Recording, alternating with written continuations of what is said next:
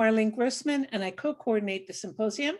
I'll be turning over all this over to Glenn Etier, coordinator of the music program at Vanier College, and he will introduce the next workshop. Glenn? Thank you, Marlene, and welcome everybody. I believe I remembered to unmute myself. So yes, I did. Okay, good. Thank you. I just wanted to double check. So very, very happy to welcome our two presenters today with this talk, Jaclyn Grossman. Jaclyn is defining what it means to be a portfolio artist. She's comfortable in roles both on stage and off. And this year, she's going to curate and perform in the Shoah Songbook recital series with the Harold Green Jewish Theater, sharing music by Jewish composers from the Holocaust. She's the 2020 winner of the Ben Steinberg Musical Legacy Award with the Temple Sinai, and the 2021 semifinalist with the Lyra, did I say that right, or is it Lyra, New York? Lyra, New York competition. She's a recent graduate of McGill's Graduate Diploma in Opera and Voice, and this summer she will be an artist fellow with Opera Fest Suwannee, and that's in the state of Tennessee, down in the US. This year, she's developing and facilitating the Association for Opera in Canada's Link Artist programs, which focuses on professional skills development. And she's a mentor with Opera InReach, which is a Canadian opera outreach collective dedicated to inspiring the next generation of musicians who can see themselves in opera. And also joining her today is Nathaniel Ben-Horin, or Nate. He is a Montreal-based pianist, composer, and vocal coach. He's an alumnus of UC Berkeley. He won the 2014 Austin F. William Prize in Piano Performance and was then hired as a staff accompanist and assistant choral director. Former solo student of Jeremy Denk. And if you don't know who Jeremy is, he's one of America's foremost pianists. He's a winner of the MacArthur Genius Fellowship and a recipient of the Avery Fisher Prize. Ben recently completed his master's degree in collaborative piano at McGill with Michael McMahon and Stephen Hargreaves. And his graduate studies were actually funded by fellowships from both McGill and UC Berkeley. So welcome, Jaclyn and Ben. Thank you so much for sharing your time with us today and giving us the opportunity to hear you speak and perform. The topic that they're going to be talking about is the Shoah Songbook, Unsilencing Voices of Jewish Composers. So we'll let them speak, and then we'll open the floor to questions after that. Please remember to mute yourselves. And Jaclyn and Ben, again, welcome, and the floor is yours. Thank you so much, Glenn, and thank you all for joining us and for having us in to speak today. We're excited to share our project with you. I'm going to share my screen, hopefully with no technical difficulties, but again, I make no promises on that throughout the presentation. So welcome, and thank you again for having us. Today, we're going to talk about our project, the Shoah Songbook, like Glenn mentioned. Before we begin today, we would like to start with a land acknowledgement. I would like to acknowledge that the land on which I am situated is in Toronto, Ontario, also known as Takaranto, which in Kanyankehaka, the Mohawk language, means the place in the water where the trees are standing. It is a privilege for us to work, live, and play on the traditional lands of the Wendat, people of the island, the Anishinaabe, original people, the Haudenosaunee, people of the Longhouse, and the Mississaugas of the New Credit, river of the north of many mouths. And I live in Montreal, otherwise known as Tiohtià:ke, broken in two, which is situated on the traditional territory of the Kanyankehaka, a place which has long served as a site of meeting and exchange amongst many First Nations, including the Kanyankehaka of the Haudenosaunee Confederacy, Huron-Wendat, Abnaki, people of the Dawnland, and Anishinaabe. As part of Canada's steps towards reconciliation with the Indigenous peoples of North America, we are making this acknowledgement to help create understanding that Canada was, is, and always will be Indigenous land. While Toronto and Montreal both have diverse people who call this place home, we recognize, support, and celebrate the enduring presence of Indigenous peoples on this land. Furthermore, we extend this gratitude to the many nations across Turtle Island. If you are joining us today, I invite you to acknowledge the land on which you are situated. If you do not know the ancestral caretakers of the land you are currently on, I invite you to take the time to learn. We will not lose sight of the fact that land acknowledgements exist as a small step in the process towards reconciliation. However, there cannot be reconciliation before there is truth. We recognize the historical and continued oppression of lands, cultures, and the Indigenous nations in Canada. We commit to continue learning, educating, and healing with our kin. So thank you all for joining us in our land acknowledgement, and we're just going to briefly talk about what we are going to focus on today. So first, we'll just give you a brief outline of what the Shoah Songbook is and who we are as Licht Ensemble. Then we'll also briefly touch on Terezin and the musical life during the Holocaust to give you a very, very short introduction to what was happening.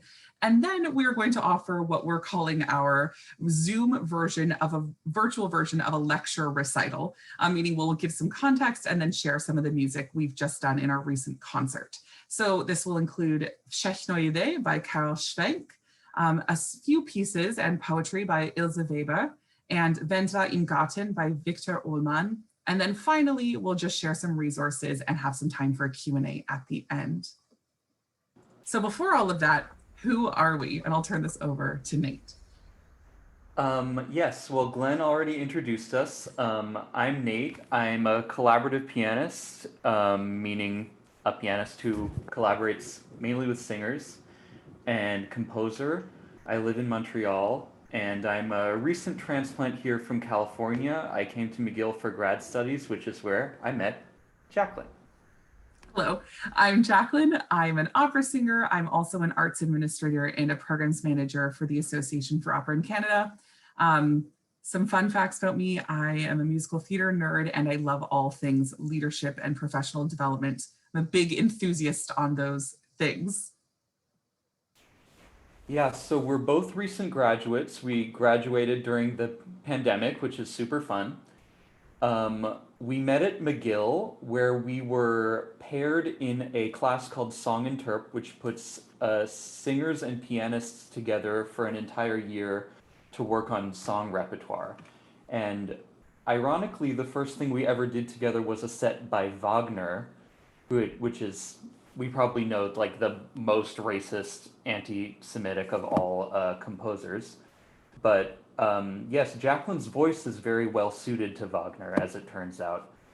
So that was the whole thing, and we'll tell you more about that transition from Wagner into Holocaust music in a second. But before we get there, I just want to mention the people around the world who really make the study of Holocaust music their main occupation, who have devoted their lives to it, and just briefly say that that's not us yet. We're very new to this field and we're learning. So we're thinking of this presentation as sharing what we have learned in the last year about this incredible field.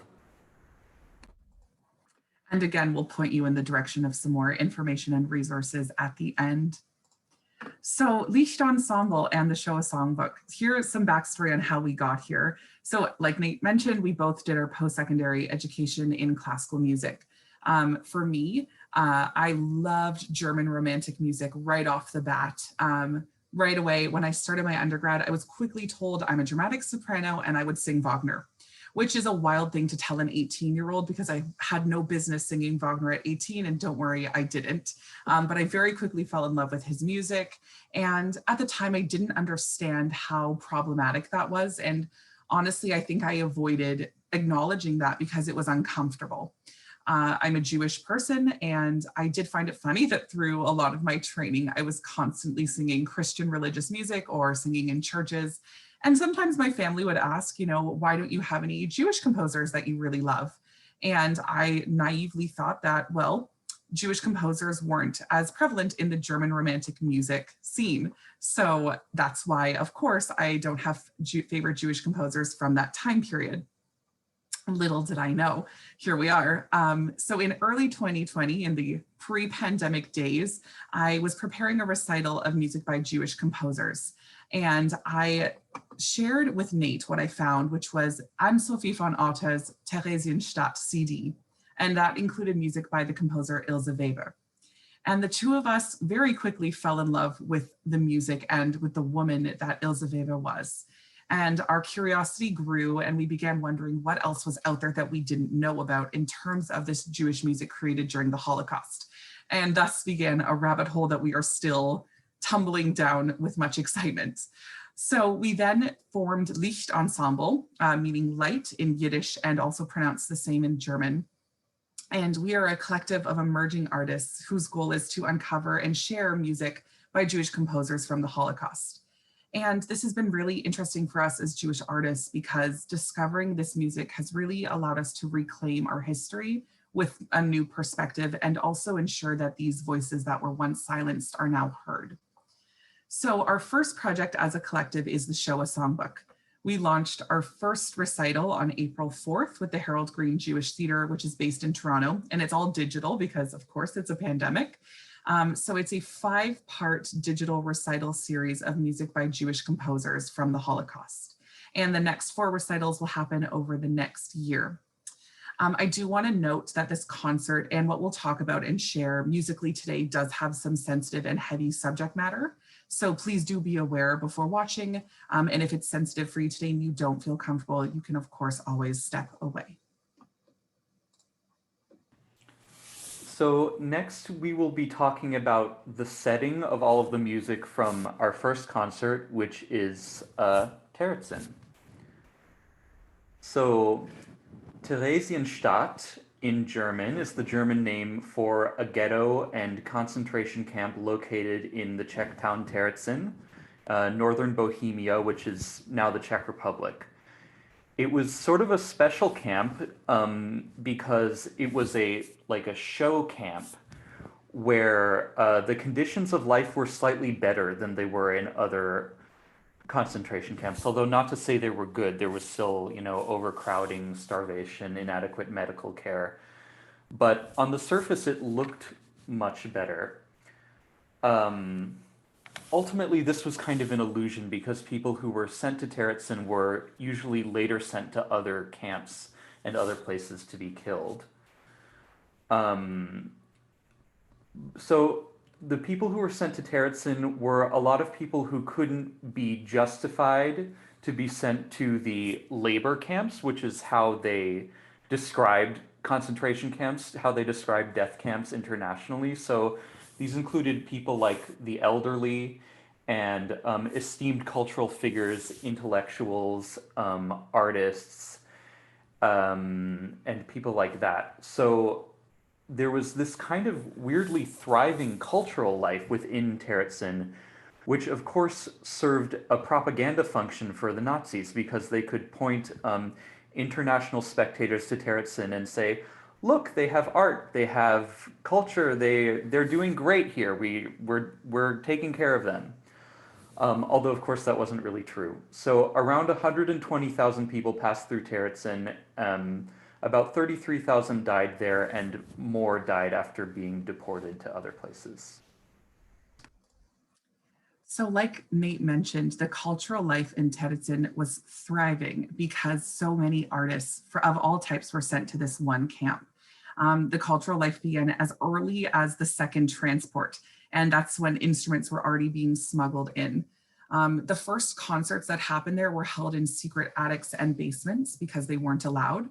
But when the Nazis discovered that the musical life was there, they realized that they could use it for 2 purposes.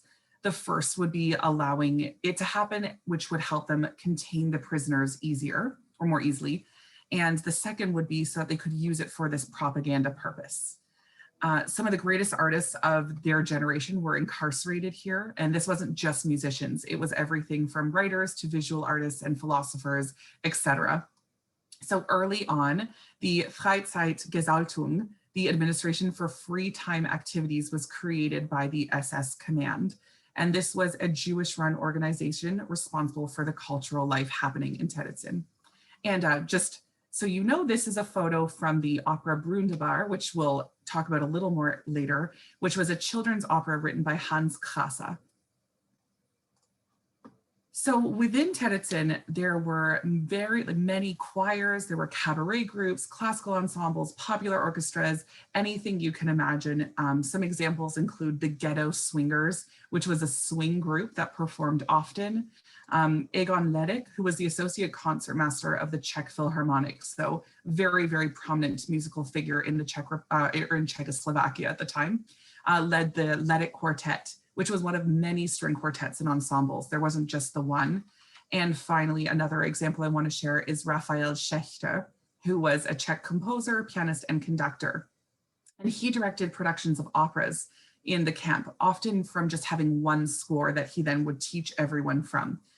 Most famously, he did the Verdi Requiem. For those of you who don't know, a requiem is a musical setting of a funeral mass, and it explores things like faith and damnation, and most importantly, in this context, was salvation. For the Requiem, he smuggled in a single score, and he taught it by ear to the choir of about 150 prisoners. Between 1943 and 1944, they performed it between 15 and 16 times, first just for the inmates and then later for the Nazi elite.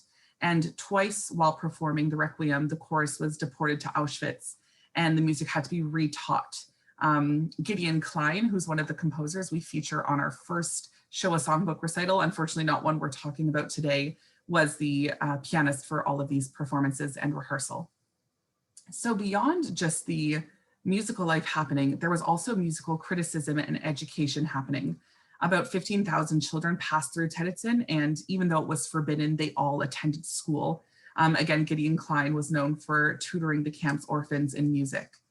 And something else to note is that a lot of the music in Teddyson was not censored. And this is another unique thing about this camp. Of course, there was some censorship. There were pieces that were deemed inappropriate because they questioned what was happening from the Nazis. They questioned Hitler, and those pieces were forbidden, but music by Jewish artists and music about Jewish culture was banned throughout the rest of Nazi-occupied Europe. And in this camp, and in some other camps as well, it was allowed. And this photo we have is actually the only known photo of the Verdi Requiem that happened in Teddyson.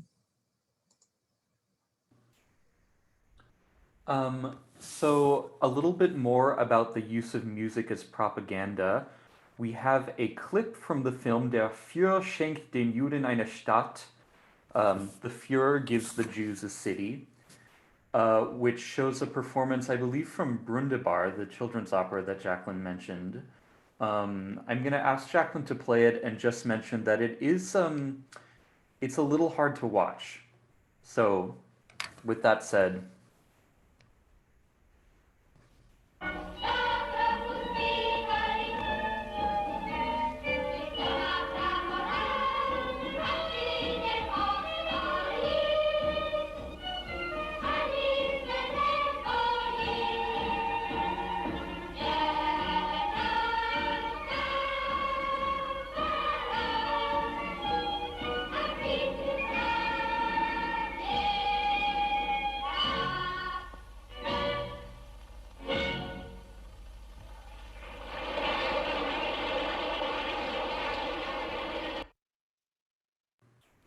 so this is, of course, an effort by the Nazis to be like, look, they have music, they're fine. On June 23rd, 1944, shortly before the end of the war, the Red Cross visited Theresienstadt. And before that, there was sort of a beautification, like Disneyfication process of the entire ghetto. They deported a huge number of people, over 7,000. They painted the buildings, they planted gardens, and they planned cultural activities. Like they staged a trial for theft to make it look like there was, a judicial system in the ghetto. They had a soccer game, they performed the opera we just saw, and they performed the Verdi Requiem so that to sort of appease the Red Cross. And then within a month after that visit, they deported most of the cultural figures to various death camps. So we just wanted to provide that context before we get into our official lecture recital, pseudo lecture recital in the Zoom world. So we're going to dive into the Shoah Songbook. If anyone has questions about anything we've talked about so far, do feel free to throw them into the chat and we'll do our best to answer. And unless there are any questions, we'll just continue into our recital. So the first composer that we're talking about today is Karl Schwenk. And I do want to mention that not only is it exciting to learn about the music and to perform the music from this time, but something Nate and I have both noted is it's really special to learn about these people. They're quite extraordinary and they created music and supported others through their art and created hope through their art against impossible situations and horrid situations. So that's a really special piece of this for us, and I hope for you as well. So Karel Schwenk was a Czech cabaret artist. So he did everything from act to direct, to write, to compose. He was one of the first artists deported to Terezin in November of 1941. And in October 1944, he was unfortunately sent to Auschwitz, briefly then to a factory, and he died on a march to Mauthausen-Gusen concentration camp. Prior to World War II, though, he was part of the Club of Wasted or Unrecognized Talents in Prague, which was a fun name given to an avant-garde musical and dramatic group. He was a leading figure of cultural life in Terezin, especially in the cabaret scene. And he teamed up with Raphael Schechter, who I mentioned before, to create the first all-male cabaret called the Lost Rations Ticket, which was for a Nazi-sanctioned performance or showcase that was allowed as part of the Kameradschaftsabends, which is evenings of fellowship. The final march in the show was called Všechno, which means anything goes or everything is possible. And this became a de facto anthem for the prisoners. It juxtaposes the harsh realities of the life in the camp and focuses on hope for liberation and a brighter future. So we are going to listen to our performance from our first Shoah songbook and hope that the Zoom lords are in our favor and it's not too laggy. So fingers crossed. And if there's any big problems, please do let us know in the chat and we can start it again or whatever is necessary.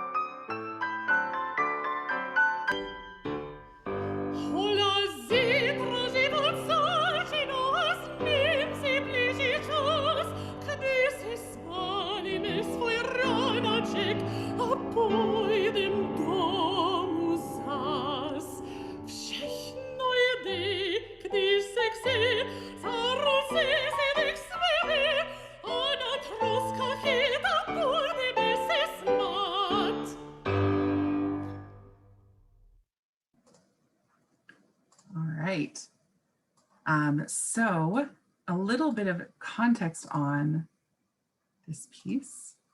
So we found the different pieces with varying degrees of difficulty. This concert, we decided to focus on the music from Terezin because it was most easily accessible, but we'll be continuing into more unshared music as we continue going and have access to traveling and things like that again. So I just wanted to share this score, which is a published arrangement from a now out of print collection. And we did make some small changes, but this was a piece that we mostly did have access to. So now I'll turn it over to Nate to talk about Ilse Weber. Yes, so Ilse Weber was kind of the starting point of our whole project. She was a really incredible person. I'm in the middle of reading her book of letters now. Her dates were January 11th, 1903 to October 6th, 1944. She was a poet, songwriter, children's author, playwright, and radio producer. She played 1,000 instruments, although she didn't work professionally as a musician. She actually recently had one of her books of children's stories reprinted in 2001 called Mendel Rosenbusch Tales for Jewish Children. So you can get that on Amazon. In her Czech town, as conditions were worsening, she managed to send her eldest son, Hanush, to Sweden. He's actually still alive. But she and her husband, Willie, and her younger son, Tommy, were sent to Terezin in 1942. And there she worked as a nurse in the children's infirmary where no medicine was allowed. So she was basically a caretaker, an emotional support person. She wrote about 60 poems during her imprisonment and sent many to music. In 1944, after the Red Cross visit, when the sick children for whom she was caring were sent to Auschwitz, she volunteered to go with them, and she and her son Tommy both died there. Her husband Willy was also deported to Auschwitz, but he survived. And before he was deported, he hid a number of her poems and songs in a garden and went back to Terezin after the war to find them. So that's why we still have them. We're next going to play a short sequence of Ilse Weber pieces from our recital.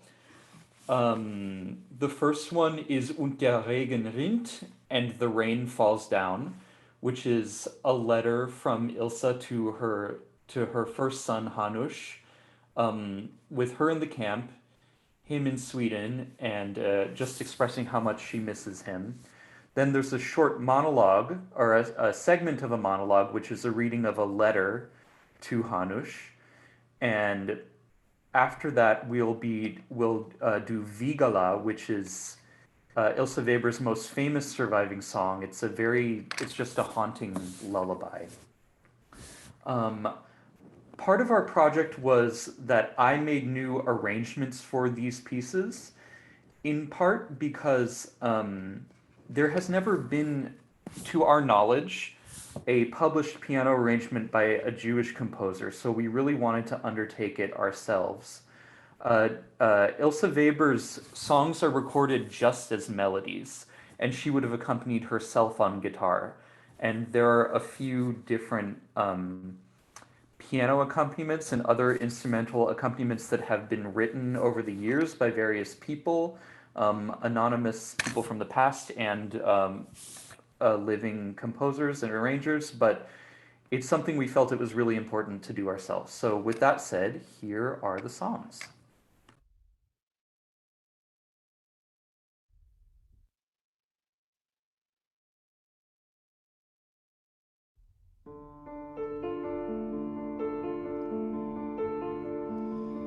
Und der Regen rinnt, und der Regen rinnt, ich denk im Dunkeln an dich, mein Kind. Hoch sind die Berge und tief ist das Meer, mein Herz ist müd und Sehnsucht schwer. Und der Regen rinnt, und der Regen rinnt, warum bist du so fern, mein Kind?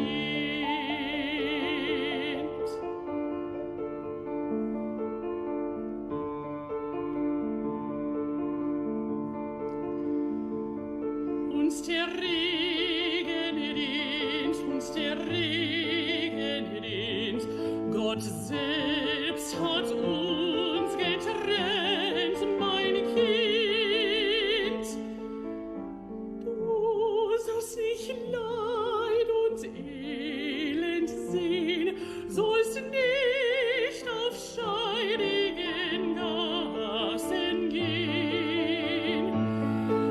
uns der Regen rinnt, uns der Regen rinnt, hast du mich nicht vergessen.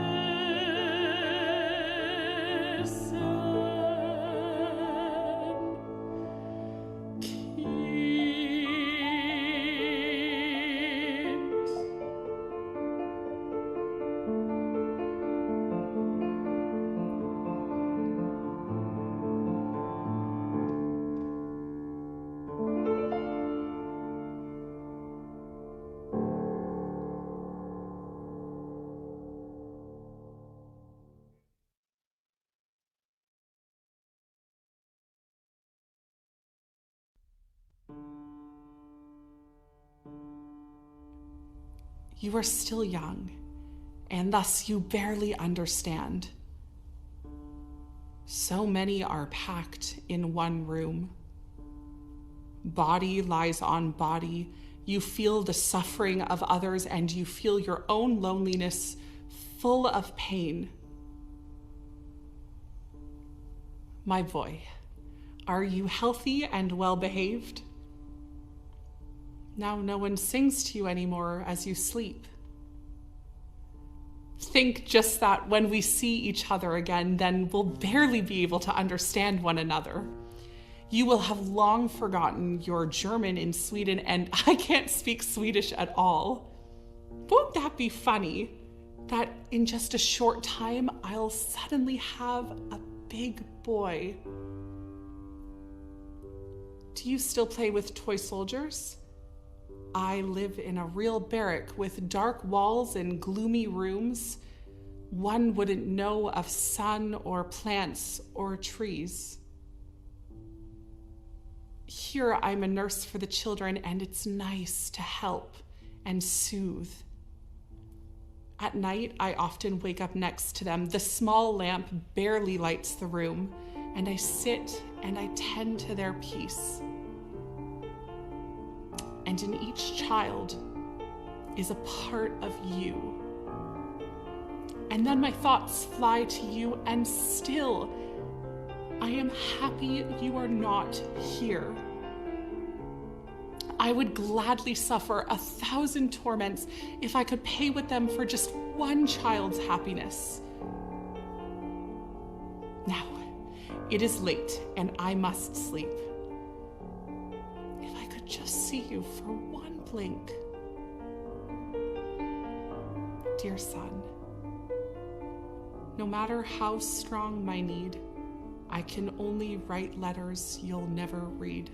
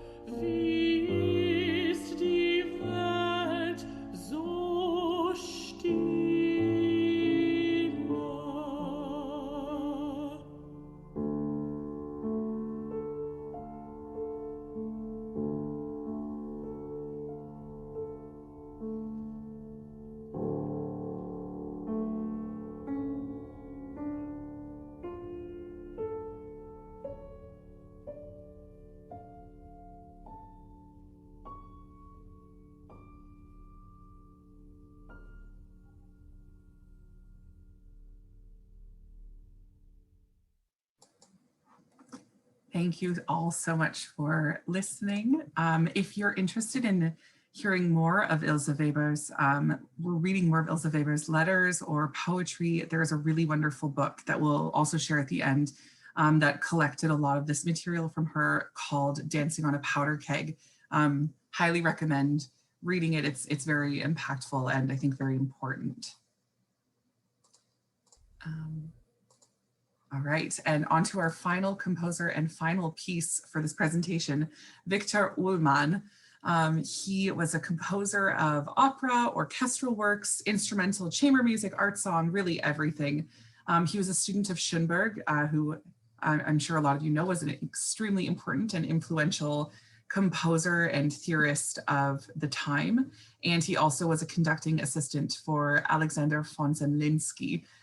He, before being deported to Terezin, was the conductor for the New German Theater in Prague, among many other positions. So he was not on his way to renown, he was already getting there and would have likely continued to be one of the most famous and important composers and maybe conductors of his time.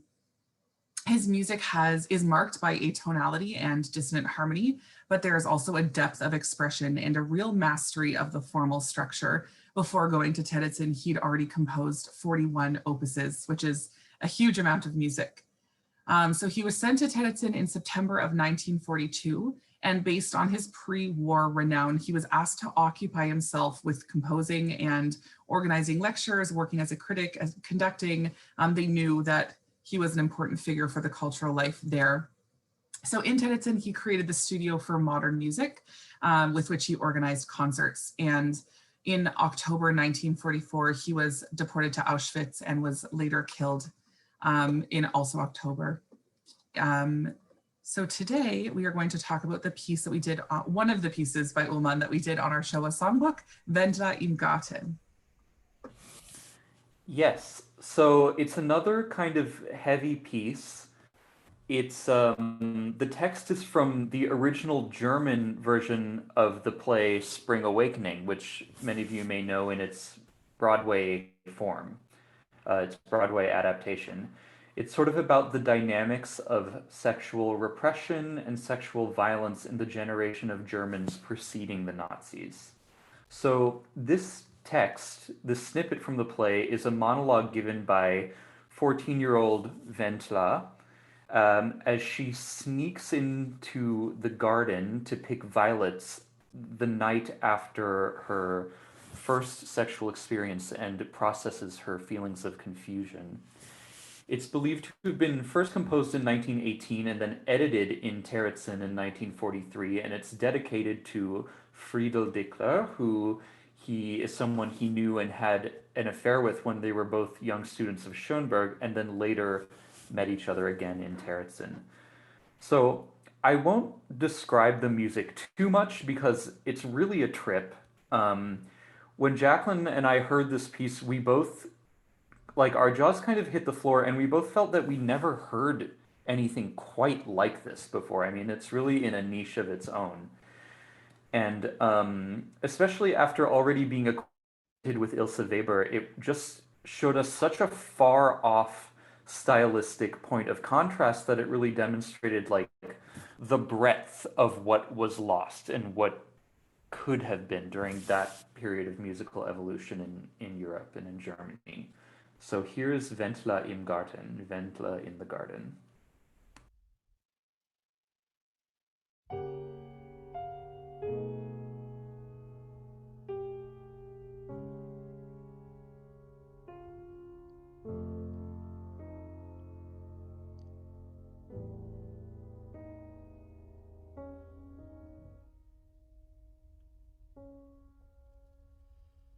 Warum hast du dich in den Garten geschlichen?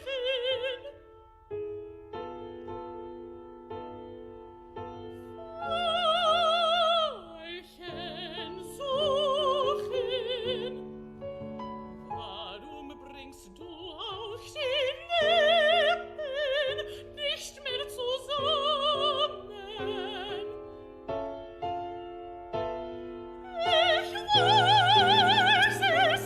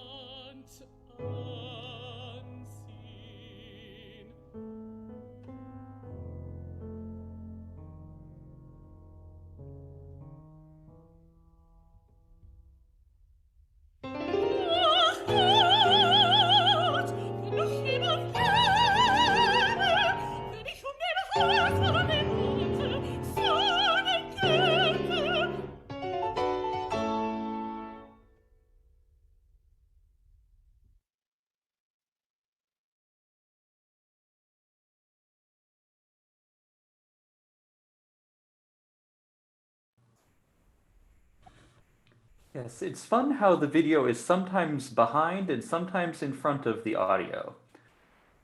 So we do have this quote by Victor Ullmann: "By no means did we sit weeping on the banks of the waters of Babylon. Our endeavor with respect to arts was commensurate with our will to live." So just wrapping up with a few resources and a little bit of information to leave you with. Firstly, why Holocaust music? Why are we working on this project? The first reason is general Holocaust awareness. We know that awareness of the Holocaust is waning in Canadians. A 2018 study from the Israeli Foundation found that 1 in 5 Canadians are unaware of or are unsure of what happened during the Holocaust, especially, this is especially in millennials. The next reason is that this is exceptional music, and we believe it belongs firmly within the classical music canon. Many of these composers were on their way to renown or had already achieved it. And in classical music, we do have a hyper focus on Romantic era German repertoire, which I love, to be fair. But that said, this repertoire can alienate people. And by diversifying what we bring to the table in classical music, we can remove the outdated biases of these creators of this music. And finally, and tying into what I was just saying, we want to challenge what the repertoire explored in classical music and in education. I wish I'd been pointed in the direction of this music in the past. And singing this music, I know Nate and I have said many times, had we known of Victor Ullmann, we would have done his music in our song interp class, no question.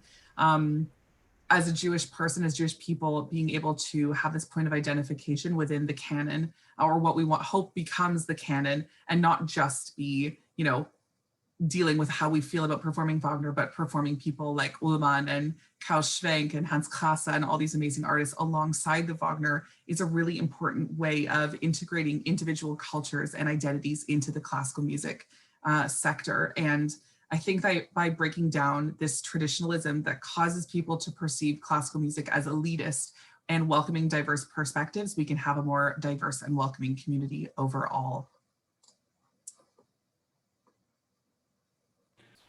So we've just put a few resources up here.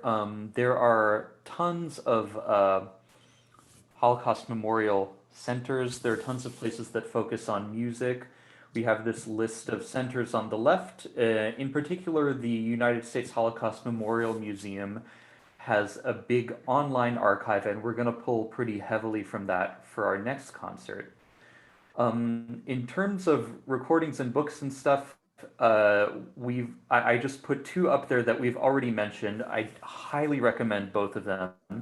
Terezin Theresienstadt is Anna Sophia von Otter's CD of music from Terezin. It's really amazing. And then Dancing on a Powder Keg is a collection of Ilse Weber's letters and poetry. And those are both very easily commercially available. And honestly, just a Google search will show you all kinds of things. There's really a lot on this. So I encourage you to dive into it. And you can also find our concert online if you feel the desire to watch it again without Zoom lags. And as well as the rest of the music. So the Shoah Songbook Part 1 is on the Harold Green Jewish Theater website, soon to be YouTube as well. And we can share those links afterward. And this is where you can find us if you want to reach out or say hello after today. So that's all from us, Glenn. I know we're a few minutes over, but thank you all so much for having us today and for listening to our chat. And hopefully there are some questions and thoughts. All right. Thank you so much, Jaclyn and Ben. That was awesome. Yeah, we'll open it up to questions. Does anybody have any questions for Ben or Jaclyn on any of this? I can't see anybody, but you can type them or you can unmute and ask them. I don't think they have unmute powers as attendees, but they can write in the chat. If you have a question, you can write it in the chat. So while anybody's writing it in the chat, I want to ask you something from myself, because while you were chatting and I was listening, I was sort of looking around as well. And you can find Victor Ullmann, for example, in Grove online. He's there. Ilse Weber is not.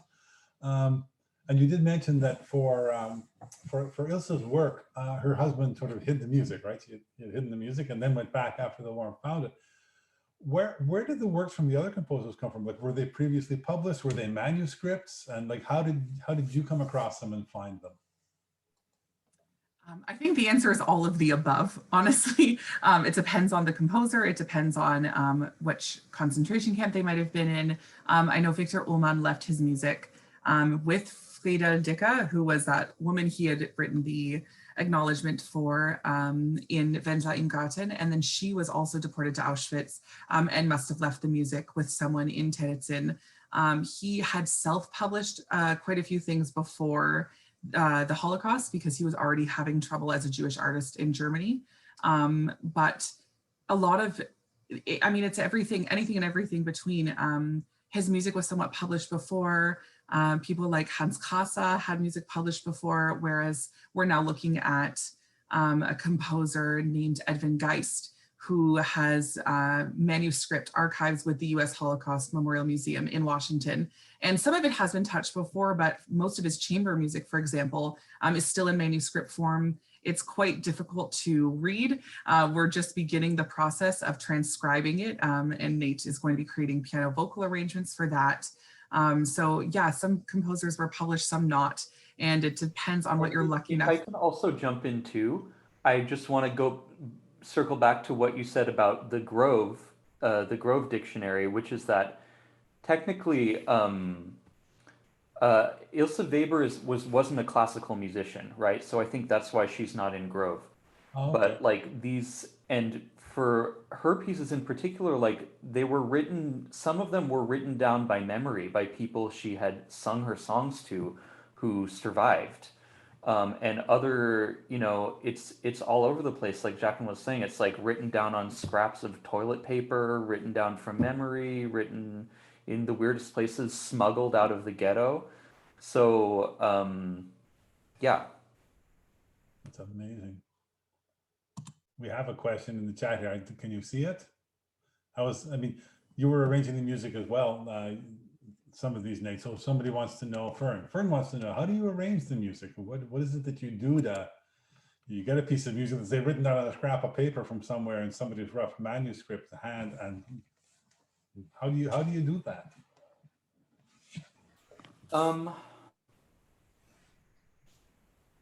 Carefully. I have some experience playing Jewish folk music. Back in California, I used to work with a couple Jewish folk choirs, and part of the gig was arranging and kind of improvising arrangements for Jewish tunes in different styles to support the choir. So that was part of what I had in mind, was to just really write music that was idiomatically appropriate and write music that could just go, like, kind of just plug into a classical recital that I imagined, like, for example, me and Jaclyn doing in our former lives as students. Like, I wanted something that would really fit right into that, just a very playable piano part, and something that didn't detract from the words. So I guess that's the final piece, is really just to, like, think about the words and think about the poetry and try to write something that supported that. Right. That's pretty interesting. They also wanted to know, where is it being researched? Like, where is this music being researched the most? Great question. I mean, mostly in North America and in Europe, which makes a lot of sense. There are some really wonderful leading experts. So one example is Francesco Latoro, who is based out of Italy. He is sort of leading the charge in this field, and is right now working to establish the Institute of Concentrationary Music, which will be a center for revived and recovered music from the Holocaust, as well as other genocides and moments in our history where music was silenced. And another is, as Nate mentioned, the US Holocaust Memorial Museum, which is who we've been in most contact with. But there are research centers and museums and individuals who are doing this work across the world. And I will say we feel very fortunate. We've been very lucky that they've taken the time to help support us as we're just starting this research. It's a very welcoming community. We feel very fortunate. Nice. I guess you can see the chat as well. Actually, Judith here has reminded everybody that yes, our Vanier College Music Department did put on the Canadian premiere production of Oratorio Teretzin at Place des Arts back in 2008. And Erica Farr was our choral conductor at that time. And that was a huge production that she and my predecessor, Nadia Turbid, worked very, very hard to put on, and that was really successful. There were several choirs involved. Wow. Huge production. That's incredible. Congratulations. Yeah, it was really awesome. And here's a question. Can you see what Leah writes here? Yeah. Ilse Weber wasn't a classical musician, so were her songs more akin to folk music? What about the other composers who you arrange music for? Do you worry about not being true to the composer's intentions? Ilse Weber, yes, her songs were folk music. So my arrangements are on the more classical side, but again, that's sort of, I think, true of just the fact that we're doing them for piano, and we wanted to channel them into this specific niche of having something written down that people can replicate, because the folk tradition is really more done by ear. So I'm not saying that my arrangements are the definitive versions of these songs. They're just trying to fill this particular niche. We haven't made arrangements of other composers, really. So everything else was more in the classical tradition or the cabaret tradition, and those were just performing the score. So in terms of being true to the composer's intentions, the answer is yes, we are worried about that. We're always worried about that, and we're worried about doing this music respectfully. But I think we've had that intention in the back of our mind the whole time, and we're happy with what we've put out in that respect. I'll also add that one of the many reasons why Nate and I decided it would be great to make these new arrangements of the Ilse Weber music is because we felt that the piano vocal arrangements that were out there were not serving the music in the way that it would have been performed, because they sat in a more Schubertian classical style.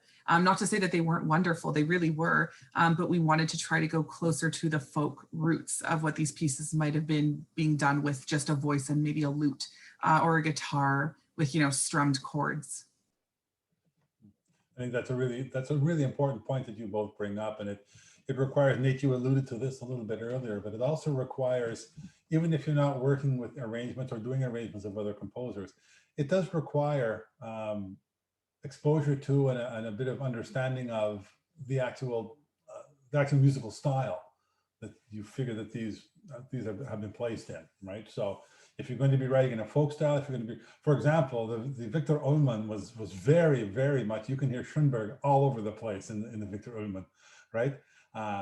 Clearly not what they're going to do for someone like Ilse Weber. So you have to be really familiar with the different musical genres of the time, and in the specific demographic, or whether it's folk or classical, whether it's Germanic or Jewish or anything else, you kind of have to be aware of all of that, understand it, be exposed to it, and be able to incorporate those elements into the piece. Absolutely. Yeah, we couldn't put that any better than what you just said. So thank you. And also, Leah, I just want to respond to your comments that if you are looking for this music and you run into any difficulty, if you decide you want to perform it or explore it, do reach out. Getting our hands on some of this took quite a bit of time because a lot of it's not in print. So yeah, do reach out, and we're happy to share resources with you anytime. Thank you. Yeah, that's from Leah, Leah, I will confess, Leah is one of my students, and she's wonderful. She's writing a beautiful piece based on birdsong for a course that she has with me, and it's coming along really nicely. She's doing a great job. She's an excellent student. So, and actually my students from my composition workshop are here as well. So I think we have like 1 minute left if anybody has one very quick question, but if not, then I will thank you very much, Jaclyn and Nate, and also Marlene, for setting this all up for us. That was a really fabulous presentation. I enjoyed it so much. Thank you very, very much again for coming in with us here. Thank you so much for having us. Yes, huge thank you to you all, and have a wonderful rest of the symposium and great rest of your week. All right. And if you two will just stick around for a couple of minutes while everybody else leaves, I have some information for you on those contracts. Perfect. Thank you. Thanks, everyone. Thank you. or unless Marlene puts him in the waiting room or something like that, so. Okay, Hi, I'm back. he's back, okay. Welcome. Welcome back. Basically, we'll have a service contract. It's a fillable PDF. Do you have the, hang on a second, I have you half blocked out here. Do you have the ability to electronically sign PDFs? Yes, you do? Yes, no problem. So what I'm going to do is I'm going to send you the contract, and you'll see at the top, there's a personal information to be filled out. Marlene, we've had so many problems with these. I still have one that I sent in February that they've lost and they haven't paid somebody, so. Oh my gosh. Anyway, it's terrible what that was happening over there. But anyway, there's also a form for electronic funds transfer. So in other words, instead of having to wait for them to mail you a check, you can just have it put directly into your account. So I'll send that along with you as well. And you can just send it back to the accounting department instead of me, so I don't get your personal information. But the service contracts, I'll have everything filled out except your personal information and your signature. And when you've signed it, then you send it back to me, then I sign it, and then I forward it on through Adobe Sign to everyone else. And it's actually been working. This is all right with you guys? No problem. Okay. Well, thank you very, I know I have another meeting that started a couple of minutes ago. Oh my gosh. No, seriously. It's, It's it's the way it is. Whatever. It's a meeting with Rick Braley. It's okay. All right, but thank you guys. That was super. And yes, if the recording's available for the other students Oh yeah. to be there, then please. Yeah. Yeah. We'd love to have I'll those. send you an email with the link to the full concert and also with our info in case anyone wanted to reach out for And music or anything like that. just so you know, this has been recorded and it's going up on BTV under Oh, the wonderful. symposium. So you can send that link to your students as well. So that link will be fine. That link Yeah. will be just fine. Yeah, so we did have a bunch of our music students in there, which was really nice. So Amazing. Great. Yeah. great. Thank you Excellent. so much again. Yeah, for having us and letting us talk about our project. Well, thank you all. It was great. All right, Thanks, I better go. Amazing. Thanks, Nate. You guys did great. Yes. Thank you both so much. Yeah. Okay, bye. Bye. All right.